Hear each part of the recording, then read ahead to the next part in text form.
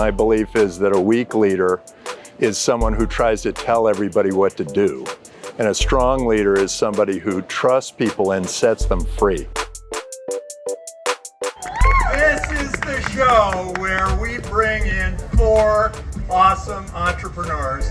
Out of thousands that try to get onto our show, we get the 4 that are selected to eventually compete for $1 million investment. And these entrepreneurs are extraordinary. Here in Miami! On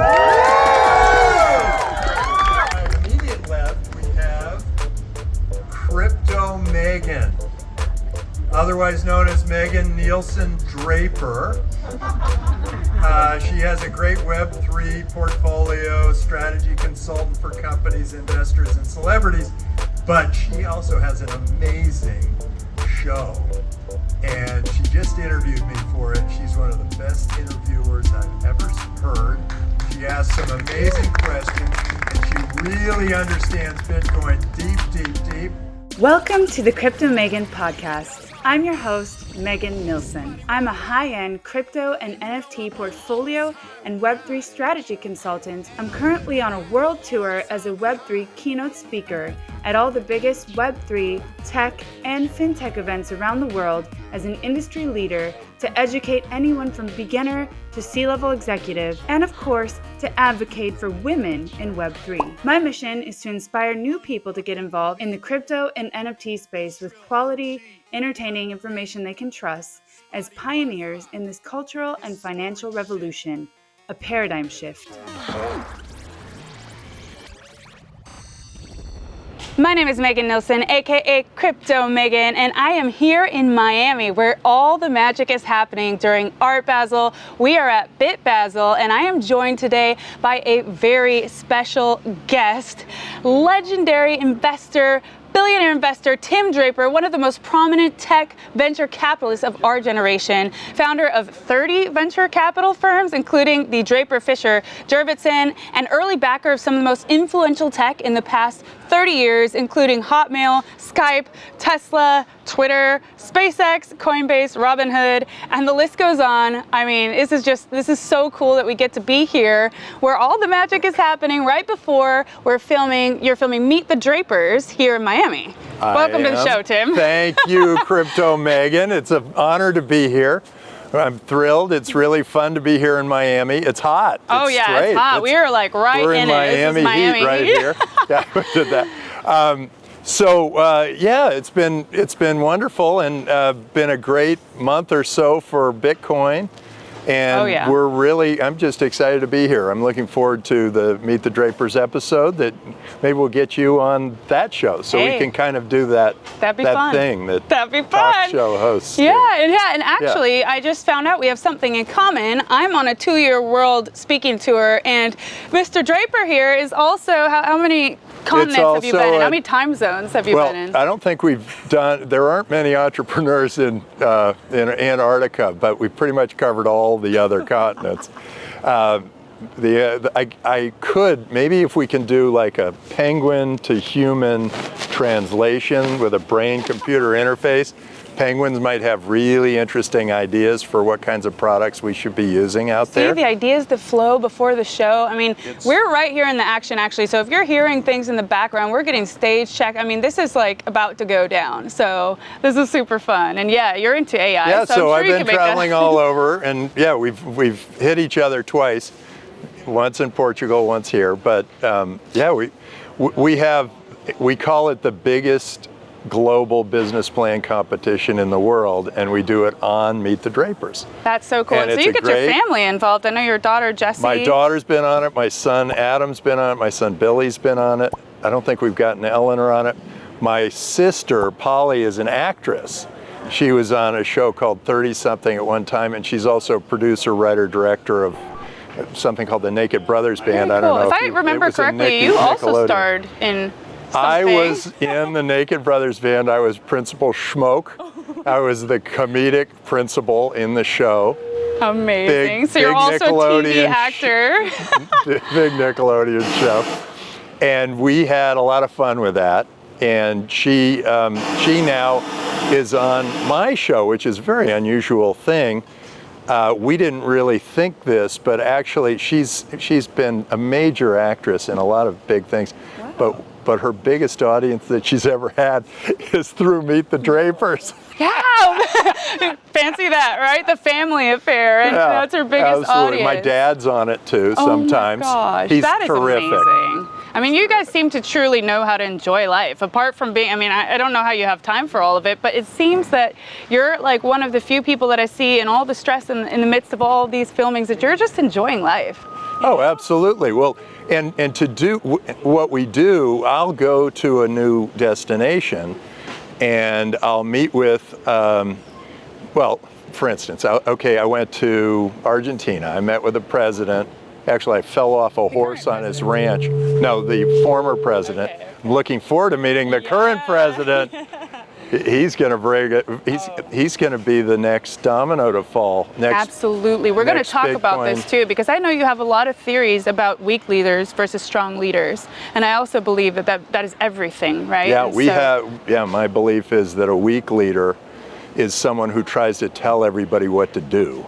And a strong leader is somebody who trusts people and sets them free. Right. And it makes a big difference. So we have a strong leader, finally, in Argentina. Amazing. But no, I was with the Chilean president on his ranch. Wow, too many presidents, you lost count. Right, and then I fell off a horse and landed on my back. And actually the hospitals in Chile are delightful.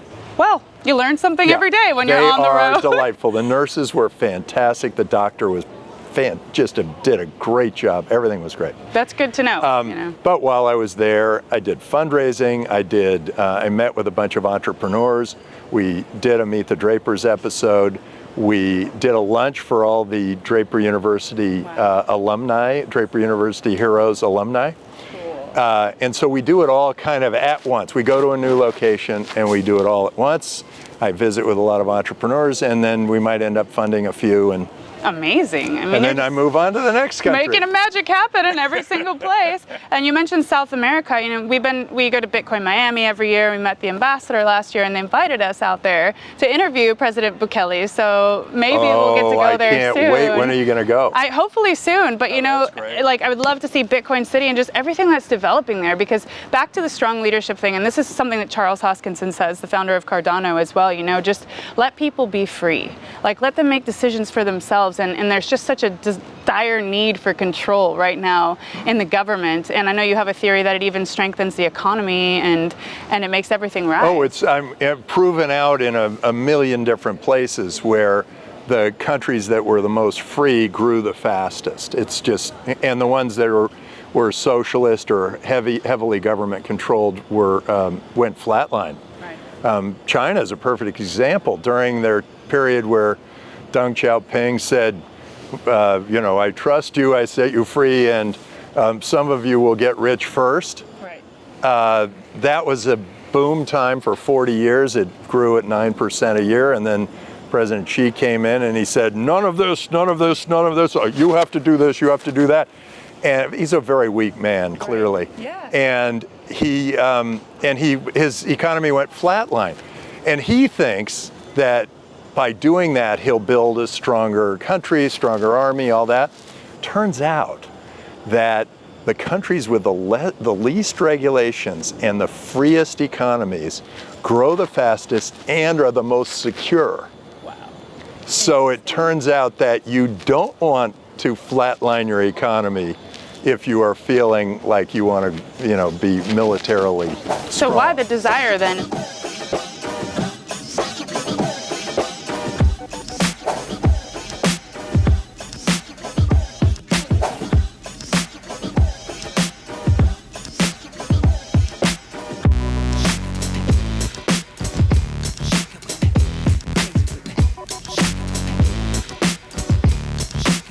Want to learn how to travel to paradises like this around the world for up to 60% off the prices you see advertised on major travel engines like hotels and Booking.com?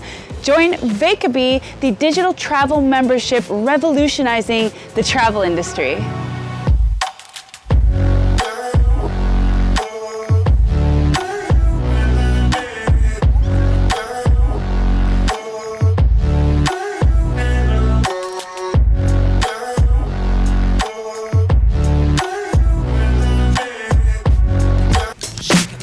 U.S. especially in places now for so much control when it could be such a flourishing, prospering economy. Okay, here's my theory. You want my theory on this? Yeah, I do. The internet came along and we were all open and we were doing deals across borders. I had businesses in Russia and in China, great people I was working with in all sorts of countries. Things were really booming everywhere. We were all benefiting from the trade that was going on, free trade going on around the world. Right. And then Bitcoin showed up. Uh-oh. And it scared these leaders. They realized that they were no longer relevant.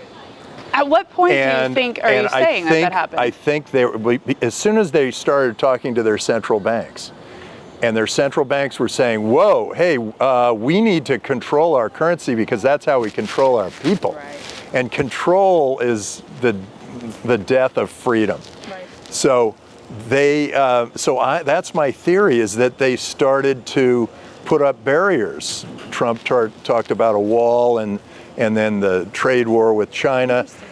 President Xi decided he was going to, kind of increase his military and not trade around the world except buying ports. That's all he really wanted to do, was buy ports. President Putin wanted to invade Ukraine. That ruined the lives of 200 million people, and none of them really wanted a war except him.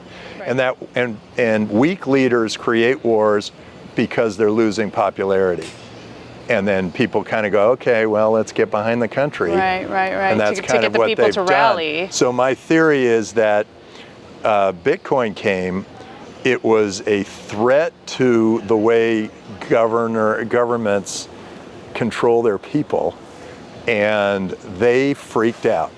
And so that's what's going on. And now I think it's the roar of the dying lion. I mean, nobody wants a centralized currency anymore. I mean, why? FTX was centralized, BlockFi centralized, Luna, Terra, they were all centralized. They all went belly up because it was all tied to one individual or one group. Yep, people problems. Weak countries have the same problem, where they have weak leaders. Historically, Argentina, Nigeria, Venezuela have horrible currencies, and they're all central control. So there's one focal point or one common denominator. And when people started to bring centralized currencies to me, I saw Bitcoin and I got all excited, and I bought all that Bitcoin in the U.S. Marshal's office auction. But I bought it all, and then I got deluged by people who wanted to create their own currencies, and they wanted to be centralized control, and I just threw them all out the door. We turned down FTX twice, we turned down BlockFi, we turned down Celsius, because they were all centrally controlled. And and the whole point of Bitcoin was that it was decentralized and open and transparent and global and all those great things. So we turned all those down, and we looked really stupid for a while, which is typical. That's what happens when you've got that. I'm willing to look stupid for a while. Yeah. And so then, of course, all of those went out of business. My whole thinking was, if you wanted centralized currency, you've got it. You've got a central bank. You don't need another currency. Right. But if you want a decentralized currency, one that is not subject to political whims, not subject to manipulation, or, Trump went and he spent $10 trillion. Well, if you print $10 trillion, your currency is going down. Oh, yeah. And that means inflation goes up and your interest rates have to go up because you have the Federal Reserve. They don't want a downward spiral. Kicking the can down the line, yeah. They didn't want a downward spiral like Argentina. Oh. And so they raise the interest rates, and then people get laid off. There's a horrible bear market. Yeah, you kind of, in essence, break the economy for a while. You've broken the economy for a while in order to let it come back. But you don't have to do that if you have a decentralized currency. Actually, Biden is doing something absolutely sneaky right now, What he's doing is he's blown through about 2/3 of our oil reserves in order to lower the inflation rate so he doesn't have to raise the interest rates. So he artificially keeps the economy going at a decent pace so that he can potentially get reelected. That's sneaky. That's sort of underhanded. Not many people know about that. Not many people know about that. It's pretty bad. It's low. It's low. And just listening to you got to let that free market flow, and then people adjust. And they, if oil goes up, you have to pay more for oil. Right. If oil goes down, you can expand your business, and the market can adjust, and everybody's better off. Yeah. But if they start doing these little manipulating things, it proves to all of us that they are no longer relevant, and they need to reinvent government, and government needs to be something that is as a service, like software as a service, government as a service. Right. It should be something we choose and they provide. And they actually try to provide a better service instead of more control, worse quality of life for everybody. Just listening to you now, it feels like all of this hardship and difficulties could have been solved so much easier with just a simple thing like Bitcoin. Who could have thought? Amazing. Or just freedom, it's very interesting to think all of these things that are happening around the world right now that are so unnecessary. Mm-hmm. And you mentioned the geographical borders being closed. Like when Bitcoin starts to get real adoption and it's, this digital portable property, soon the governments will have to fight for you, right? These geological borders or graphical borders, they won't mean anything because they'll have to come forward and say, hey, I'm going to provide a better service because I want you to stay here with me, right? And you see the U.S. government like being very paranoid and scared of everything. They're scared of Bitcoin. They're scared of AI. They're scared of all this stuff. Think of their age. They're like the average senator is 73. Yeah. And really, are they looking for like, how do we improve and think of the future and whatever? No, Burning they're desire looking to back. Go forward. They're looking back and they're going, no, I want dollars. Yeah. I want control over my people. I want everything controlled because, hey, I've made it this far. I want to just keep hanging in there. As opposed to somebody your age who might go in there and just go, hey, obviously we want Bitcoin as our national currency. Well, I want to be able to pay my taxes in Bitcoin. I want to go get my food, clothing, shelter in Bitcoin. No reason for a currency that is manipulated by a government. No way. And you just mentioned taxes. My dad's an accountant. He has his own accounting firm. It's like, I try to explain to him, this would be so much easier. This should all be obsolete if you could just use, the ledger and the blockchain as it's open to everybody and everything is tracked and traceable and transparent. Would make the world a much simpler place to live in, right? Nikki Haley hopefully will be the president, and she is also an accountant. Wouldn't that be fantastic? And she understands how this whole thing works, and she understands freedom. So I think, I think it's it's starting to dawn on people that we got a real winner, and we're really lucky. And it's interesting. The U.S. has always seemed to find the president that they needed at that time. And I think Nikki Haley is the president we need at this time. That'd be amazing. Yeah. That would be absolutely fantastic. A step in the right direction as we, we're on the precipice of maybe, some of the greatest changes in human history in the next 10 years.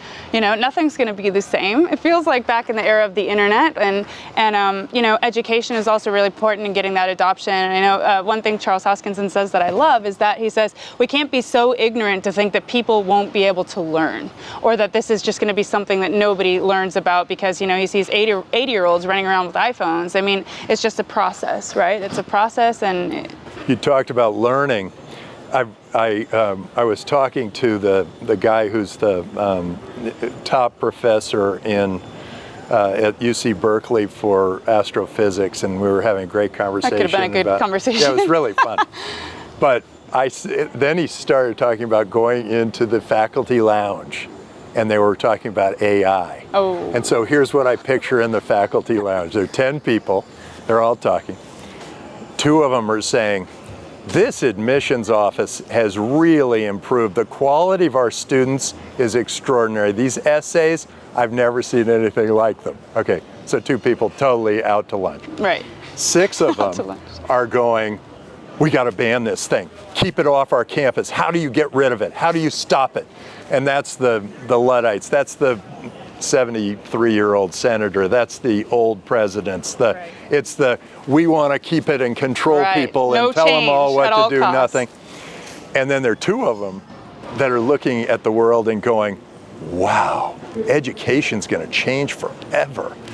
We can create this new curriculum around AI. It's going to be extraordinary. And, I look and I think way back when we were monks and we were writing the Bible with a quill and we were copying it over and over and over, and then some genius created the printing press. Yeah. And we don't need to do that anymore. So now we got a new printing press. We got AI. It's going to be so cool. Very cool. And I'm of your camp that I know a lot of people are afraid that AI is going to take people's jobs, and there's always this fear and it is, but then the jobs will get better. Right. Yeah, and then it'll elevate the human existence because we can focus on things that are much more important than maybe the mundane tasks that bog us down with daily, hours of our lives. So of course. I picture this. None of us imagined that we'd be walking around with a cell phone that you could push a button and get your food delivered or get picked up and moved somewhere else. Absolutely. And whatever else this amazing Steve Jobs. Yeah. He's an amazing all the man. Greatest tech entrepreneurs of our lifetime. He has done extraordinary things, and so have all those other entrepreneurs that have added new features to this phone. But I think with AI, robotics has historically been a horrible place to invest. As a venture capitalist, I avoided it like the plague. It's hardware. Nobody wants to pay for it until it's proven. You have to prove it. You have to teach it over and over. And that was mostly because it was all rules-based. Again, the rules-based system. Those rules, man, boxing us in. All it did was sort of say, I can pick up this water bottle and I can move it here and I can move it here. And that was all rules-based. Well, now, and expert systems and that kind of thing. Well, now it's deep learning and it's a neural network, and the robot or the neural network can look at this and say, this is a 97% chance that it's a bottle, and we think it's a 94% chance that it's an Evian water bottle, and I know how I can pick it up, and I know how it unscrews this way. And so I can do that and pick it up and then, bring it to the lips of whoever bought me. That's wild. And so I actually think we're going to have not just phones, but we'll have robots with us. And they will basically personal assistants. Exactly. Yeah. It's like, hey, I forgot my scarf. Can you go pick up my scarf? I mean, I don't know what sounds so terrible house. about that, right? It's over at George's house. Go get it. You forget something? Yeah. Or, I mean, ChatGPT has made it so fantastic. Fun. Yeah. It's so fun. Yeah, that's a wild ride. I did a whole Shakespearean poem, 2 Shakespearean poems, platonic, for my 2 assistants, and I did it all on ChatGPT. Wow. And I just handed them to him, and I wrote from ChatGPT, But they didn't know what ChatGPT was. Oh my God. I so, thought you were a genius. Tim, You've got a hidden talent here. Well, no, they knew I was a poet, but they didn't, this was a little bit more. I don't think many people know that. Poet. Wow. Yeah, I wrote the Wristmaster, a man the of many trades. I wrote the Bitcoin Shuffle. Oh my gosh, we must hear that at some point, because that's. I did not know this. So many sides to Tim Draper. I mean, I don't know how you have time for all this, but you got many talents, it seems. I just live, You know how to live, that's for sure. Yeah, I just live. Yeah, fantastic. So, anyway, that AI has changed everything, and then the other things you can do. I hadn't been programming for a long time, but I thought, well, let me do a little random walk down a pier and see how that works. And the AI wrote a perfectly good program, and it was really quite amazing. So if you're a software designer, you have an advantage and a disadvantage. The advantage is you know how AI works. Right. The disadvantage is it can do most of the things you're doing already. Yeah, I mean, at some point that human element won't even be necessary, because it is to extent now. The humans will find other things to do. I mean, humans were the terrified. human element in like that part of it, yeah. Humans were terrified of the horseless carriage. They were terrified of electricity. Yeah. They were terrified of the internet. Yep. Newspapers thought they'd be the big bad guys on the block. They've been terrified of Bitcoin, and now they're terrified of AI. Yeah. But what happens is, the world just gets better. Absolutely. We just keep pushing progress forward, and the world gets better. There's no way, as much as you romantically would like to do it, you would ever want to go back 50 years. No. Or 200 years before indoor plumbing and electricity and whatever. Yeah, which are fantastic points. You would never want to go back. So we are going to go forward, and the next 5 generations are going to look back and say, God, these guys didn't even have drones following them around. Can you imagine? I mean, it's just so funny to talk about, and it just blows my mind. Yeah. And they were on one planet. They were living on one planet. Can you imagine? Yeah. The headline I saw the other day, by the way, it said Disney's top priority is new Marvel movies, and Elon Musk's multi-planetary existence, and stuff like that. And I just thought, oh wow, this is like the war of the century for us. We're at a crossroads. Yeah, now. There is a little bit of a battle going on, but it always does. Yeah. And technology always wins out. Yep. You know, eventually we will have all the things that we imagine. They will all come to fruition. Yes, and Bitcoin being one of them. Bitcoin, I mean, we're going to segue into that now as we progress here. The Bitcoin, so you are a Bitcoin OG, as I like to say. I know a lot of people may not know this, but you bought about, around 30,000 Bitcoin from the Silk Road auction project. I did, but I bought 40,000 before that I lost for $4 each, that I lost to the Mt. Gox thing. So I had 40,000. They're gone. I think. I don't know. My Maybe gosh. some. Well, you contributed to the scarcity. I did. Wow. That's. And then I thought that was the end. I thought, God, this was the greatest invention. Why did that one group decide to destroy it just by, having a bad system for trading?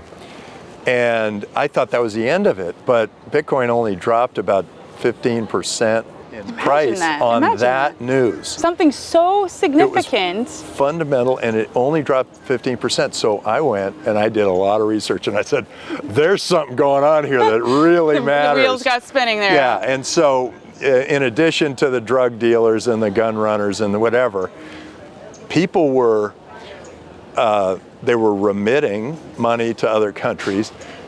Companies were paying people that were unbanked in Bitcoin to work for them. That's phenomenal. People without bank accounts were able to be a part of the world economy. This is something that's coming from underneath. It's not a lot of inventions and stuff. They start at the top, like the Tesla. Right. I mean, I paid $80,000 for a Tesla to arrive 2 years later. So I was leading the edge there. But Bitcoin has been this grassroots swell, and it just keeps coming. And the politicians are going, oh, you got to stop it here, or maybe we let it run here and we don't let it run here. And but what they're missing is we all want it. Yeah. It's going to be something really important for everybody. It's now so big that they must pay attention to it. They must do something in regards of regulation and moving this forward. There's no turning back now. No. This is it. Like this is here to stay. It just keeps coming. And and what's really a little frustrating is that we've had kind of a draconian SEC during this period with Biden. Right. And they have spread fear throughout the land, and that has sort of torn apart innovation. And so every time I meet a new entrepreneur, people go, why do you travel?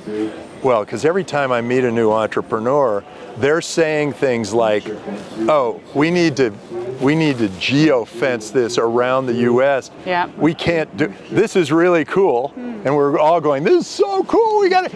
And then they say, oh, you can't have it. And I say, what do you mean I can't have it?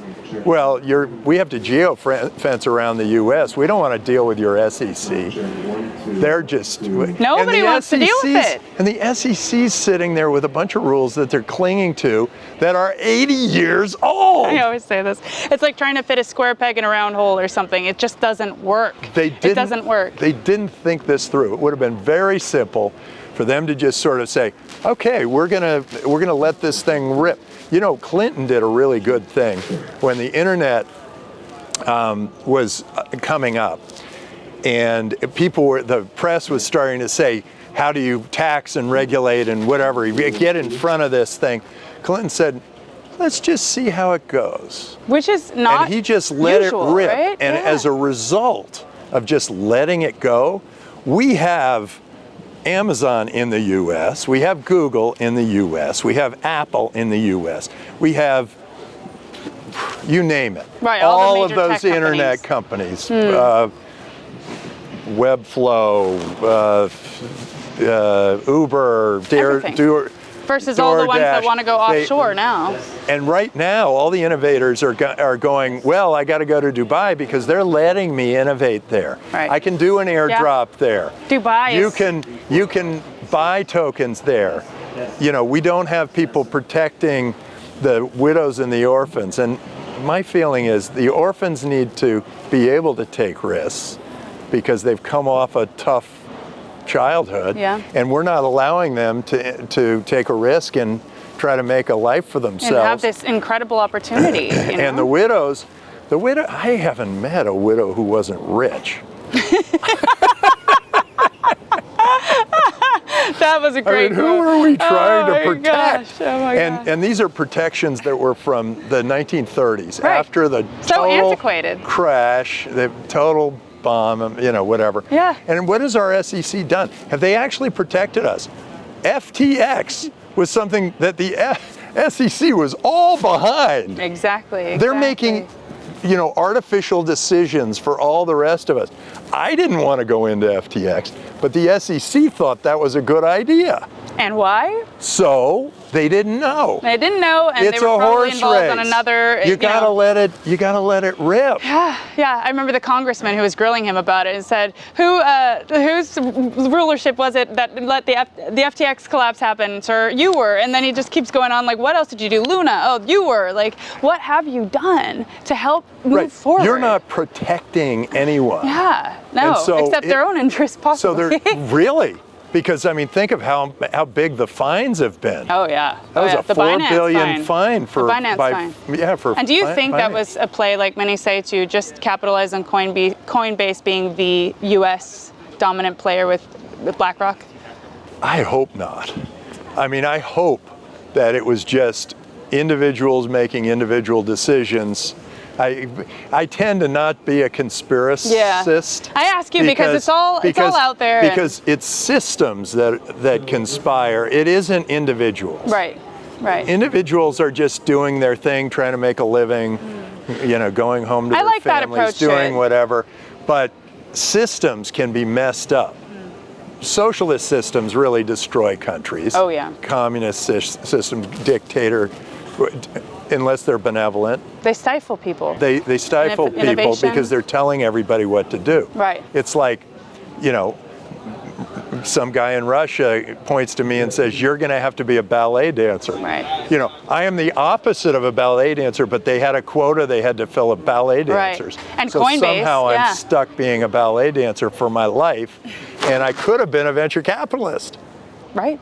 And I could have done some cool things for the world. I think that's going to help a lot of people kind of conceptualize what's going on. It's the systems that are failing. And, you know, Coinbase happened to be the one that was complying with the SEC rules. And just, like you say, a lot of times maybe they just have no idea. And they're like, okay, here you are. You're doing what we said you should do. We'll use you.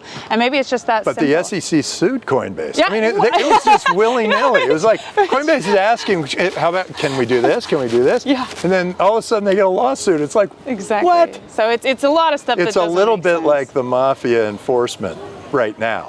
But it's slap on the wrist, fines, move on. It's systemic. So that's one of those things. You get Nikki Haley in there, I think she's capable of making some of these really important changes. That would be absolutely incredible. Yeah. So as we transition into the We're Bitcoin here in Florida side, saying Nikki Haley. yes, Nikki Haley. She's up a few We're all states for north. her.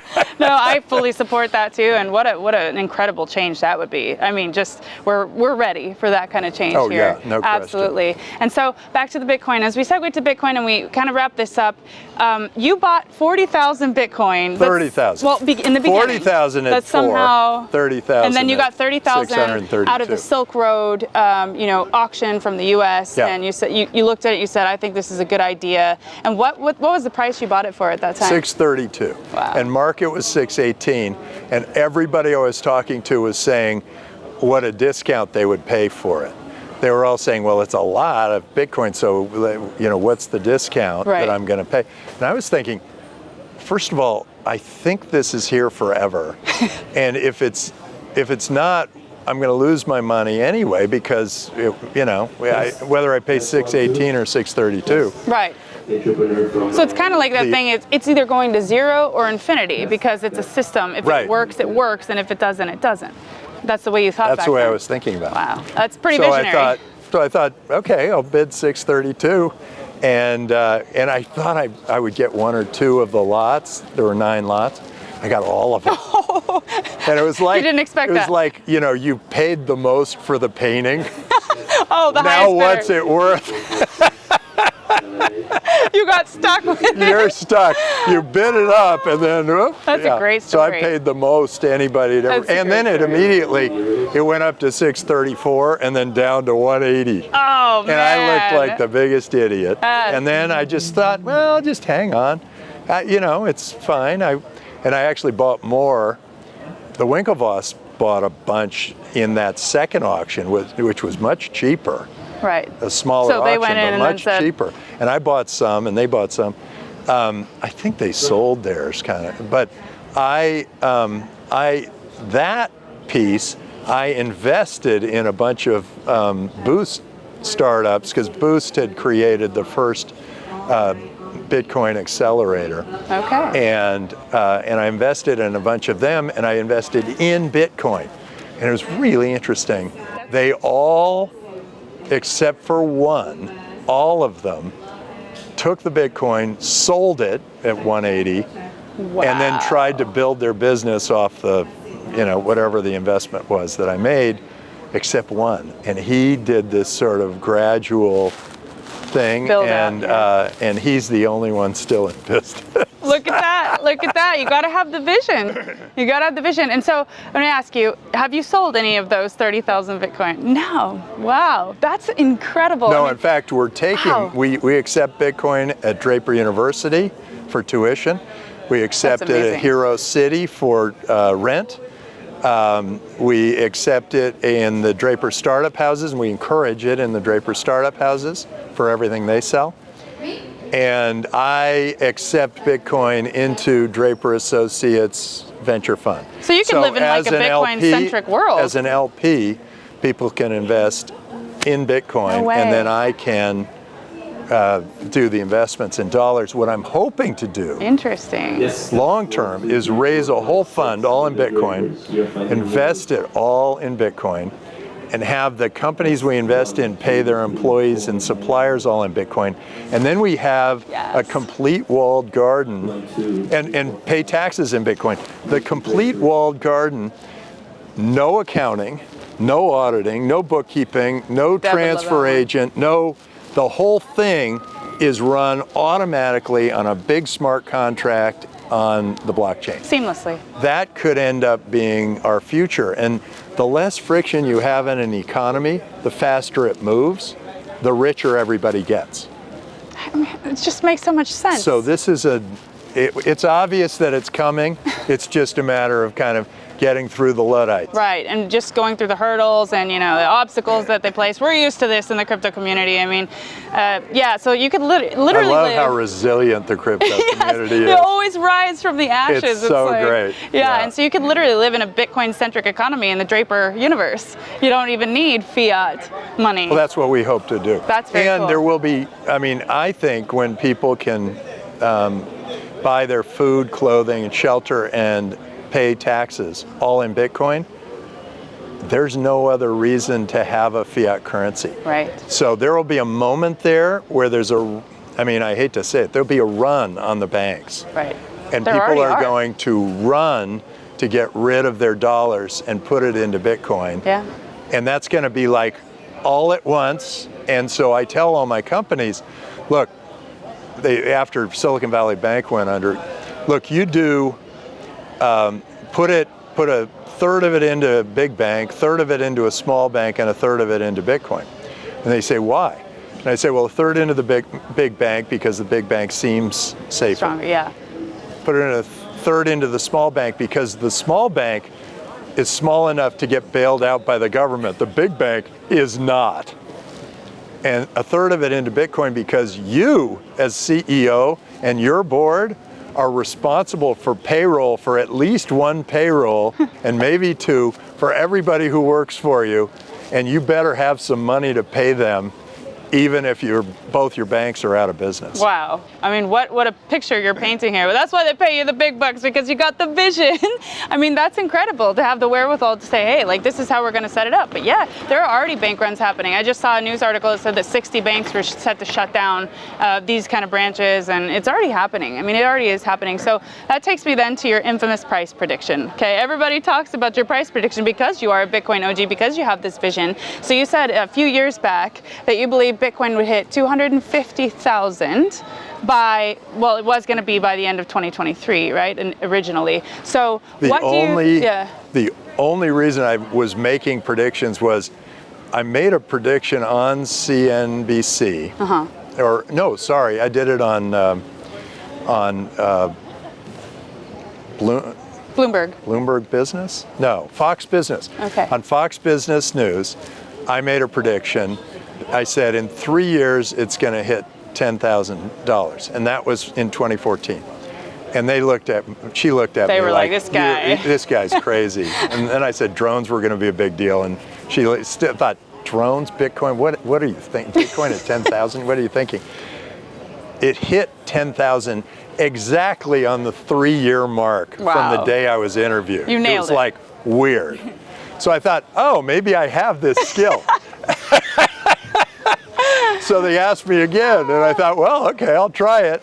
And I sort of projected out, and I thought, okay, the software is going to take a couple of years to develop. It's going to have to find the consumer's hands. Right. Once it finds the consumer's hands, it's going to be on its way to where it's ubiquitous. And the way it gets to be, when it's ubiquitous, that's probably $1 million to $5 million per Bitcoin when it's everywhere. So we're going to be somewhere on the way there. And so I sort of chose 4 years out, it's going to hit 250,000. That was my thinking. But the date has come and gone. I failed in my prediction. But I still stick to the fact that it's coming. Right. A couple of things that I wasn't predicting. How heavily the U.S. government was going to try to protect their dollar and their central bank. I didn't know that they were going to get in the way of progress. Right. That was Stifle one thing. innovation instead of make it flourish. We haven't had a Steve Jobsian moment where he says one button and then it works. Okay, so we haven't made it really simple, except for the business card I gave you that has Bitcoin on it. Yes, I love that card. So that's pretty exciting. There it is. But they haven't made it so that camera to QR code, everything happens. UX, Magic. UI, totally simple. You get rid of like the very complicated, and I know Ledger's coming out with things that are going to be easier to deal with, but still. Right. It's still way too complicated. And then the third thing was, I didn't realize that the retailers wouldn't jump on this and say, I can save 2% on every transaction. Right, yeah, if I use Bitcoin. I did see you say that. So that hasn't happened yet. It hasn't happened, but I do want to make a point about this, because this is why you became so high on my radar, because you said that women would fuel the next bull run. And so it got all of the women excited, and that's part of why I'm on this world tour, is because I see that they onboard better by in-person interactions than online. Right. And so you said that because you said that women are 80% of the retail spend about? They are 80% of the retail spend, and they were about 14% of the Bitcoin wallets. And now that number is like 1 in 4. So it's coming. It's getting better. It's much coming. better, much better. And so, but beyond that, I mean, so many women that we see taking leadership roles and just being at the forefront of this movement is like so incredible. So that made a lot of people excited. And so as we come into this new era where Bitcoin, was maturing as an asset, as Michael Saylor says, from 2020 to 2024 is like his adolescence phase. And now it's getting plugged into Wall Street, right? Yeah. Now Larry Fink, CEO of Blackrock, is saying it's a flight to safety, and suddenly, but still not really. People are starting to wake up. But even so, I give lectures to our country club in Marbella, Spain, that we were talking about before. And it's usually like a little bit middle-aged to older men. And even though BlackRock is stepping up saying, I'm doing this, we're doing this, they're still kind of like reticent about it. And so I think that the only problem here is that maybe that part of the adoption is not happening as fast as we would think it would, which is why the price is where it is, because it doesn't make sense. So I think it's got to be simplified to the point of an iPhone. It's got to be so easy and simple that everybody just goes, oh, here, click, done. Okay, here's how much I'm sending you here. Yeah. Seamless. And I think, and here's how much I want to invest in this company, done. Or here's what I want to buy these ordinals, right. or these Love NFTs. The ordinals, yes. Yeah. Cool. I want to buy this, or I want to see the proof that these shoes came from wherever they came from. All the use cases that blockchain apparently has. And I think it will, and I also want it all automated so that all the accounting is done in the background. Yeah. So I think that stuff is all coming. It's coming. But do you think it's coming now? Or this is what's on everyone's mind. So Bloomberg just came out with this big report to finish off with the bang. They say Bitcoin to 500,000. It's just so funny. Like, it's just so bearish and then it's so bullish all of a sudden. Right. They're thinking it's gone, like it's and they go silent for a while. Yeah. And then, oh, it's gone up. It's doubled. Oh, well, then we must be pointing in that direction. The typical thing and they're saying now $500,000 Bitcoin, this is the last bull run we'll have for retail. It'll never go back down again. What are your thoughts about that? I mean, is this like the last time people can get Bitcoin at this price and it's never going to go back, or are the normal cycles still taking hold? Because as we go into this new year. So I think Bitcoin has followed the halvening. Some people call it the halving. I know, it's a mystery, right? What do you call it? I've called it the halvening forever. And then other people are saying the halving. But anyway, when Bitcoin splits in half and it's harder to mine. Right. On the way toward that moment, Bitcoin rises, and then it stays up for a while, and then it drops. And it keeps an interest in Bitcoin while all these engineers are building it so that we can have that Steve Jobsian moment. Yes, that's what I would say. And when we have that moment, all of a sudden people will be just going, then the women are going to use it at retail, and when part of it will be when it hits 250,000 or $1 million or $1.5 million or $5 million, it's going to be where people are kind of indifferent as to whether they hold or spend. Right now, it's like, I'm not getting rid of mine. Right, yeah. I'm not spending mine, I'm not investing mine, I'm holding on while this thing plays out. And, but there will be a moment where I kind of go, well, or people like retailers won't even take dollars anymore. So that'll be a time when I have to use my Bitcoin to buy whatever it is I'm trying to buy. And then when that moment happens, the theory is that then that's where Bitcoin becomes virtually, infinite. Everywhere. In a sense, and the price follows suit. And in the meantime, we continue to build, we continue to do our thing, although the price doesn't reflect what's being built in the back end by any means, that's what's happening. So I just think like getting positioned now and people just getting aware now is just like you said, you have this vision and you set it and you let it play out. Yeah, you don't want to be running to the bank to get your dollars and turn them into Bitcoin.